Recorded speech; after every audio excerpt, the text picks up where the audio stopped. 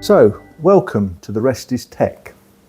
Yeah, and this week I've got one for you. Yes. So I was speaking to a client earlier in the week about how you get the senior leadership team properly engaged in ... It doesn't matter. So it's quite a difficult subject area. The culture of the company can change quite quickly. The relationship's too comfortable. Massive subject. This is going to sound terrible in some respect. Yeah, I don't necessarily want to go down that rabbit hole. So if you've liked what you've seen, like, comment and subscribe.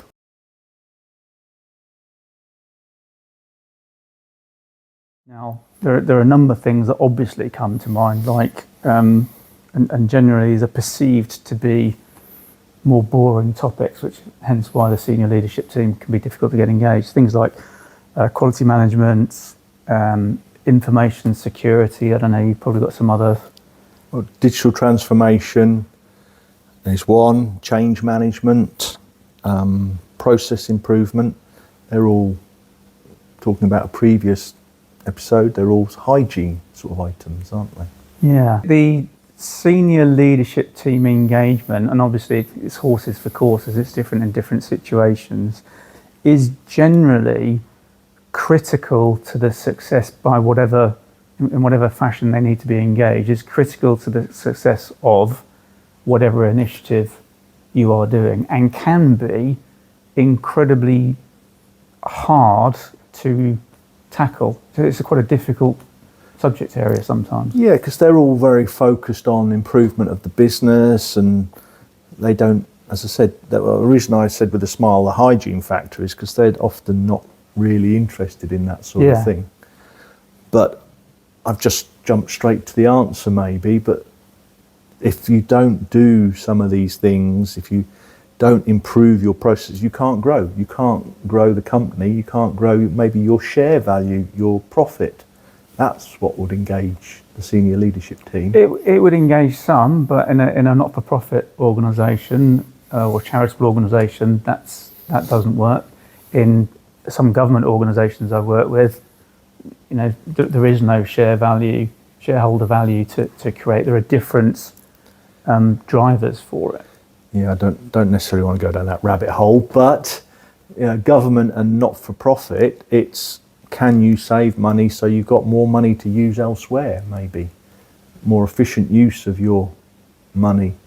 Well, I think efficiency, I think that word you picked is absolutely critical in any situation. So the senior leadership team's role is always there in the efficiency of the operation of whatever business you're talking about.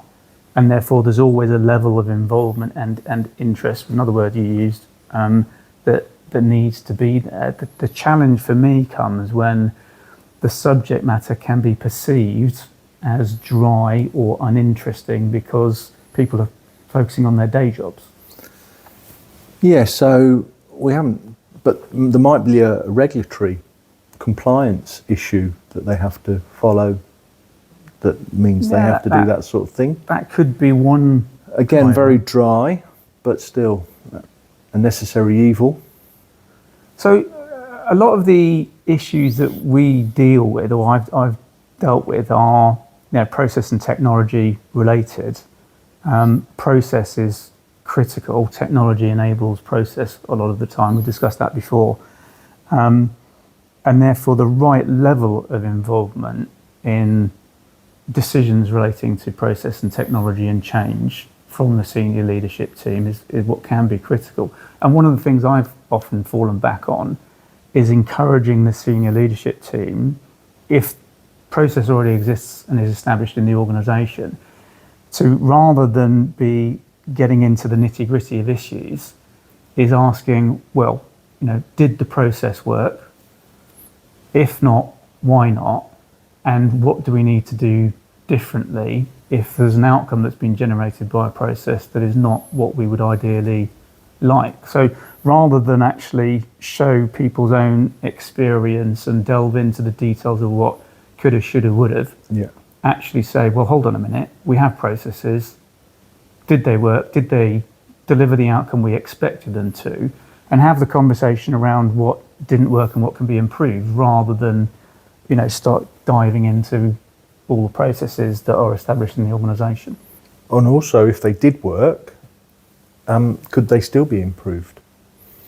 Yeah, one presumes that there's a reason why it's come up at a senior leadership team discussion. Yeah. So it's likely that there's an outcome that wasn't anticipated or desired that's driven it. But it's, continual improvement is always something that should be there. It's a little harder in my experience when the subject matter is a little dry or perceived to be a little dry. So, for example, in relation to quality, as one example. Yeah.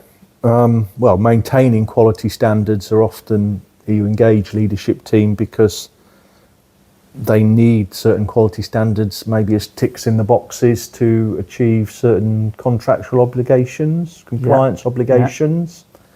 We touched on government. They've got loads of quality standards that they have to meet, and etc. But also companies selling to public sector or selling to large organisations will have quality standards or that they have to meet, ticks in the boxes they have to achieve.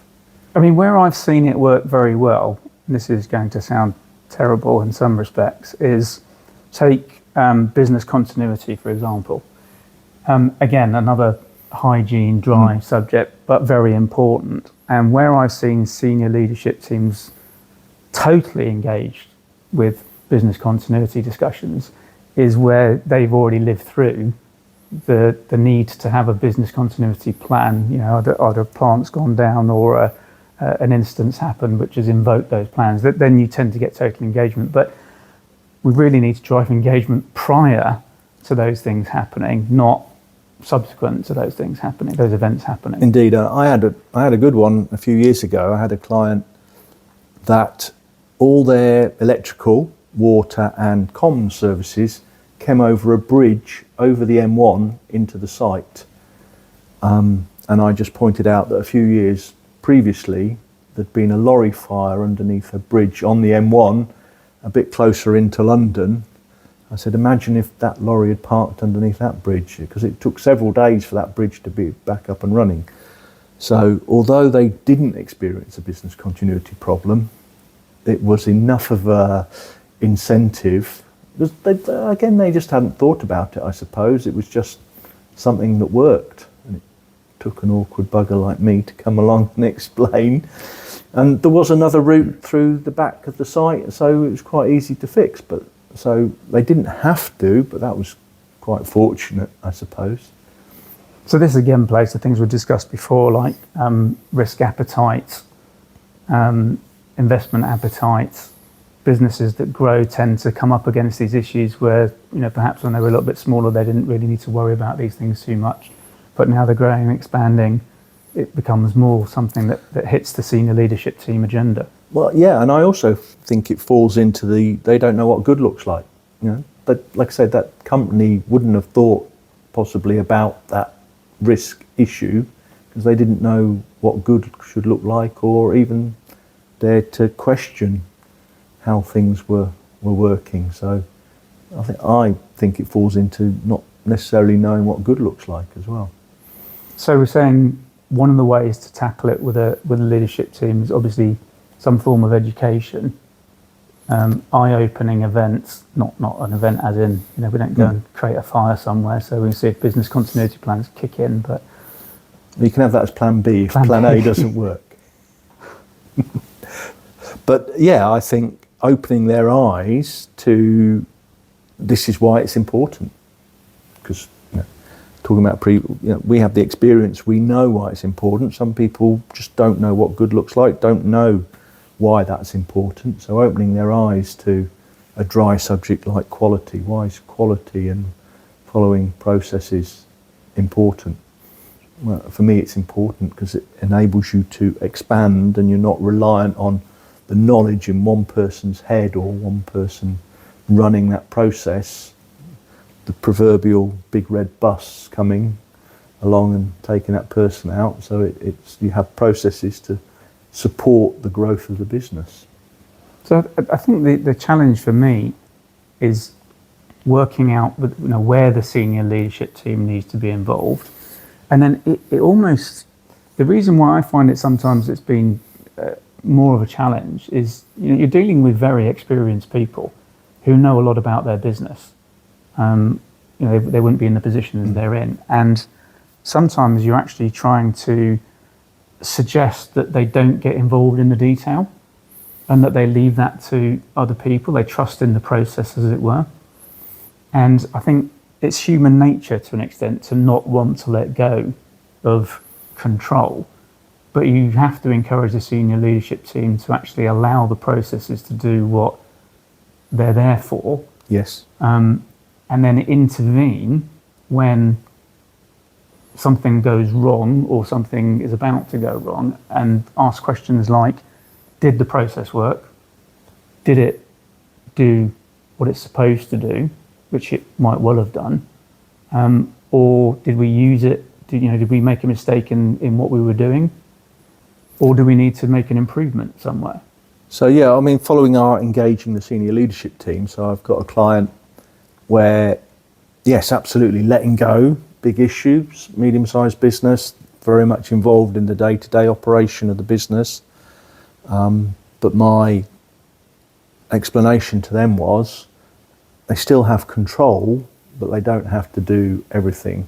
So I introduced a project board, so the senior leadership of the project board. So they have control of the money, so they're comfortable with controlling the money, and they have overall say, but then introduced a steering group, which are advocates across the whole of the business, that will then do most of the work, define the requirements, test, implement, own the system, which then means the project board have their team wanting the new system, getting engaged. So if they're spending money on something, that team want it, because a lot of you can throw a system at anything, but the most important thing is that people want it and accept it. So yeah, engaging the leadership team was very much about letting them, prizing their fingers gently off it, but they still have a little bit of control. So I think that word control is actually, you've hit the nail on the head. Is the senior leadership team will always have control, but it's to what level that they demonstrate that control. So there's a level of trust, there's a level of allowing other people to get on with the detail, but having sufficient control and visibility of what's going on, that they can feel like they're still in control of direction and spend and whatever else. They're delegating responsibility without giving away everything, aren't they? So they're delegating, so that it's just good practice to delegate as much as you can, but still have a control on it. And delegating in a way that, and this is where experience comes in, where you're delegating a level of trust that everyone can live with. Yes, but there's many intangibles in that as well. It's job satisfaction for those people that have been delegated the responsibility, and in job satisfaction you gain loyalty from the team, etc. So it's just an overall, but those things are all hard to quantify, aren't they? Hard to measure, but all known about as things that come by delegating. People feel loyal to keeping them on board. Yeah. So that goes with maybe roles and responsibilities, defining clearly who's responsible for what. That acronym RACI. RACI. And sticking to it. I think this is where I've struggled with leadership teams in the past is, they agree a roles and responsibilities matrix, who's going to be responsible and accountable for what, who's actually going to do what work, how that information will flow to people who need to know about it. But then sticking to it can be something else. Yes. There's always that urge to go and interfere and break that roles and responsibilities matrix you set up. Yeah, and I suppose that's just natural, although as humans, most people are adverse to change. So if you can get them bought into the process or the ways of working and the responsibilities, most people are adverse to change it once it's embedded. But the key is not just to paper over the cracks and give it to someone, but actually get it ingrained into the business, I suppose. So one of the ways we can then, help a leadership team accommodate that is if there is a roles and responsibilities that's been agreed, maybe perhaps just gently remind them that they've actually delegated something or someone else has responsibility for that, and rather than dive into the detail of it, they should actually be asking that person to come back and tell them what's going on rather than getting involved themselves. Yeah, so I agree, but rather than, I would use the word review. Let's review the roles and responsibilities, so it gives people an opportunity to say, well, actually, let's change it or something. Rather than just reminding, use the other word, review. So they feel that. I think it's a gentler word in my mind, and it's more encompassing to say let's review it rather than let's remind you what you said you were going to do. It's a bit condescending to remind people, especially at that level in the organisation, of what they should be doing.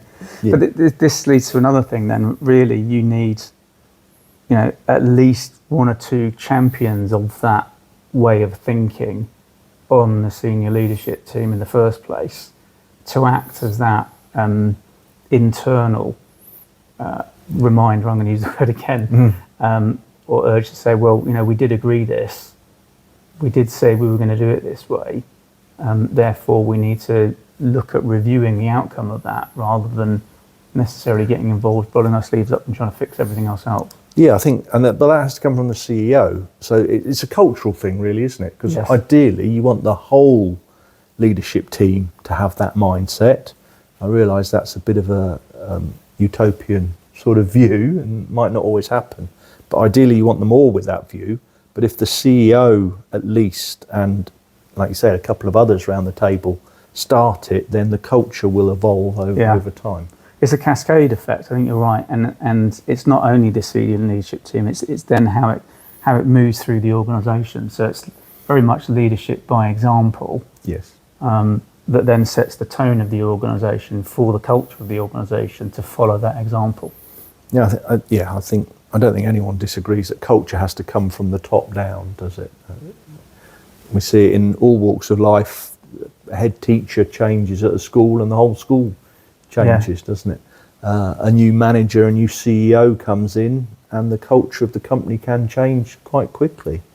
So, the leader, the CEO, the leader of the business, their culture sets the tone, or sets for the whole business over time. Culture doesn't happen overnight, does it? No, it's a long-term change normally. And sometimes people don't accept that culture or don't work that way, so it's very important that those that do recognise that, don't give them an opportunity to change. And I'm afraid if they don't change, they don't buy into the new culture or the way that the business wants to work, then that business is not the right company for them, really.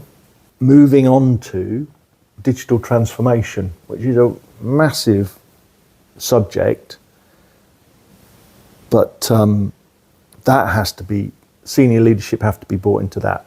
What do we mean by that?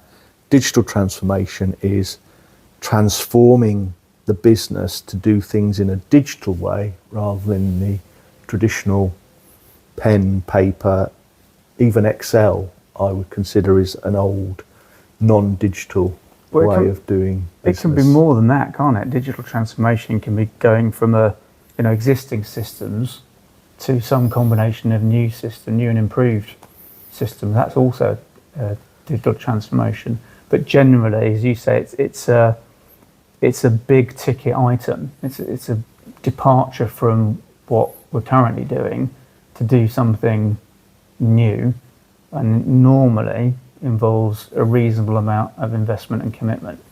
Yes, and we talked about process improvement. So digital transformation will bring about digital process improvement. So a typical one would be clients currently have to phone up, talk to internal sales to place an order. when they can only do that during office hours, Monday to Friday, 9 to 5, whatever. Digital transformation might enable a client to do that 24 hours a day, 7 days a week, because it's through a website, or dare I say through a robot or something, although I'm yet to see a good robot working. But it's through a website where they can place their order. A repeat order will be simple, or placing a warranty claim, or things that are simple to do process-wise. And if they need to discuss what is the right system, or the right tool, the right product for me, then they can talk to sales. But I would say most orders are, people know what they want and they place the order, so it can be done through a website any time of day, which is maybe more convenient for those people to do it. For instance, a farmer, while there's daylight, he probably wants to be out doing something on the farm. And therefore, topical, isn't it, with current things, but farmers hard pressed, so when it's dark or something like that, being able to place an order for a new plough blade or something like that outside of office hours would be beneficial for them. So do you find that senior leadership teams aren't engaged when digital transformation is on the agenda? Not necessarily. Well, the companies we deal with, they probably are, because they've asked us to be there. But I would say, as we talked about earlier, not all of them are possibly on the page for digital transformation. Not all of them are in the room wanting digital transformation or don't see the value of it. So, like I say, in an ideal world, they all are promoting it. But you do, and we might get invited in by one of the leadership team, and the CEO has yet to see the benefit. So yes, the senior leadership team aren't always on the page, and they do need to be engaged to see the benefit. So what sort of things do you do to get people who aren't engaged, let's say engaged to the appropriate level? Because they may not have to be 100% involved. They may be involved on the periphery of whatever it is, but still need to be involved. So what sort of things can we do to generate that engagement where it's lacking? Well, they probably aren't engaged because they see maybe extra work change from where they currently are working. So seeing the value of that digital transformation, what it brings to them. Another good example is in the facilities management world, everyone's seniority depends on how many field engineers they have. Well, with good digital tech and good monitoring, you can have less of them. You need less of them. So there's a whole argument there, and that's just an example, but there will be other industries where people are judged, or they feel their seniority is based in the number of people underneath their remit. So that's a challenge for those people to explain to them how they see value, why this digital transformation is good for them. And again, maybe that comes from the CEO, and it's changing the mindset of the business from, it's not the number of people, maybe it's the profit your division makes that's most important.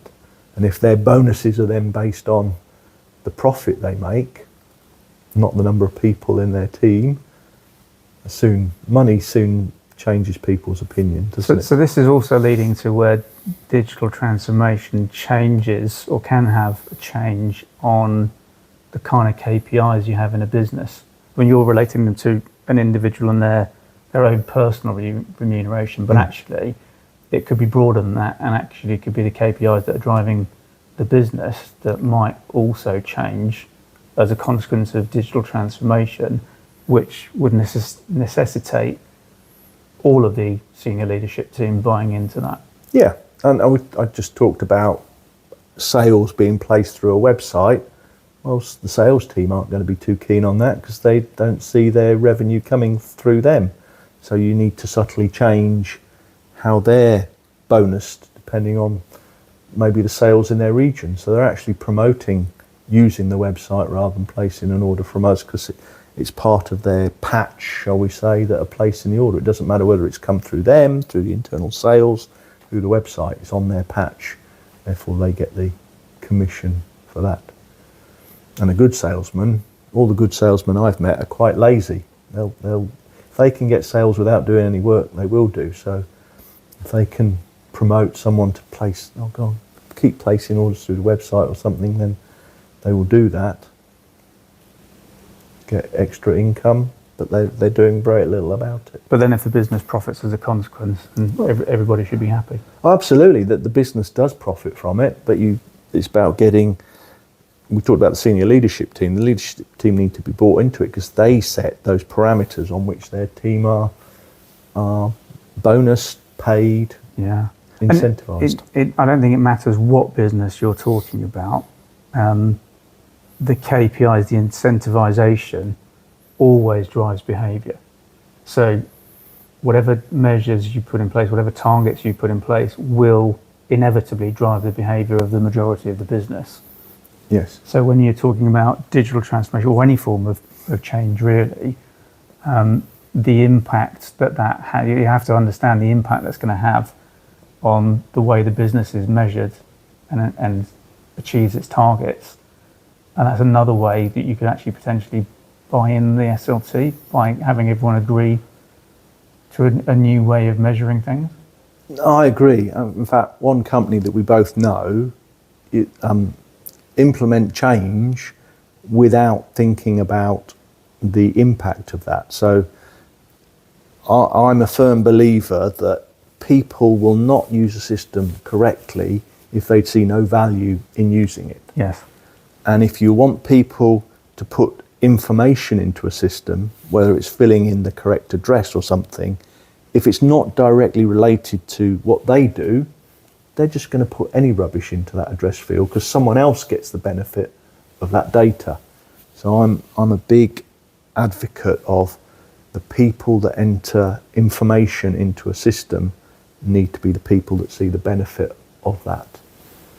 So senior leadership, we're going back to senior leadership need to be aware of that, because otherwise they're just going to have rubbish in is rubbish out. So they need to be aware of that, and they need to support and think about where's the information coming from and who's going to benefit from it. Yeah, we're segueing into sort of the way that processes are structured and responsibility matrices and all that sort of thing, which you look at when you're doing a digital transformation. May not be the reason for doing it, but it all gets looked at as part of a digital transformation. Indeed, but I think maybe it's a slight tangent, but it is all relevant to engaging the senior leadership team. They need to be aware of all these facets, these different intricacies, to make sure that they're fully engaged, so they see the bigger picture, so they see the full picture.